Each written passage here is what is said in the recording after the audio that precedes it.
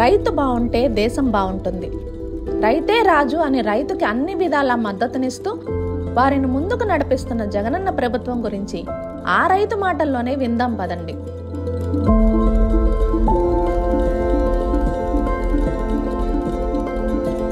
మనం ఇక్కడ ఏ పార్టీ తప్పులు ఎత్తడానికి కానీ ఏ పార్టీని విమర్శించడానికి కానీ లేవు. ఈ 5 ఏళ్లలో 2019 నుంచి ఇప్పటి వరకు జరిగిన మంచి ఏంటో తెలుసుకోవడానికి మాత్రమే వచ్చాం.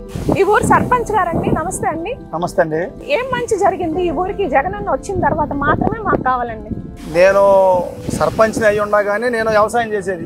నాకు ఇంతకుముందు కౌలు రైతుకి 13,500 రూపాయలు నా పడేది. అని నాకు పంట సాయానికి పెట్టుబడి సరిపోతుంది. ముందు మనం పెట్టాలంటే పైరేలంటే విత్తనాలు కానీ అంటే కానీ అవి వస్తున్నాయి అన్నమాట. ఇవాళ ఈ రైతు భరోసా వచ్చిన కాడి నుంచి ఇక్కడే మాకు ఏది కావాలన్నా ఇక్కడే అయిపోతున్నాయి.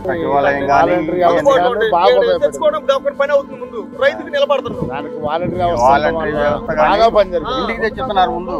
అంకుల్, సొసైటీ భూములకు పట్టాలు ఇచ్చారు, దాని గురించి ఏమంటారు?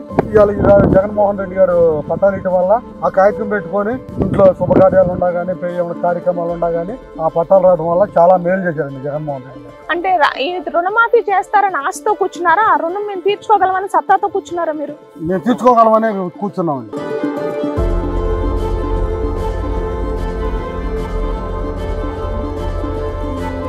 అబద్ధాలు హామీ ఇచ్చి రైతు రుణమాఫీ చేస్తాను ఓట్లేయండి అని అడగను అని చెప్పిన నిక్కచ్చైన దీటున్న నాయకుడు ఎవరైనా ఉన్నారంటే అది జగన్మోహన్ రెడ్డి గారు మాత్రమే. రైతులకి రుణమాఫీ వస్తుందన్న ఆశ ఇవ్వకుండా మా రుణమాఫీ మేమే చేసుకుంటామని వాళ్ళకి అండగా నిలిచిన వ్యక్తి జగన్మోహన్ రెడ్డి గారు.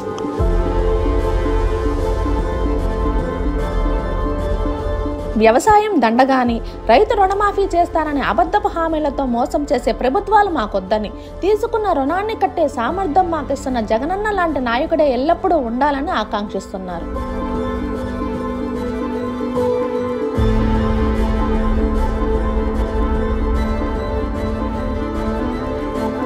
చూశారుగా రైతుల ఆనందం. వీళ్ళకి అండగా ఉన్న జగనన్నకి వీళ్ళ ఆశీర్వాదం తప్పకుంటుందని చెప్తున్నారు.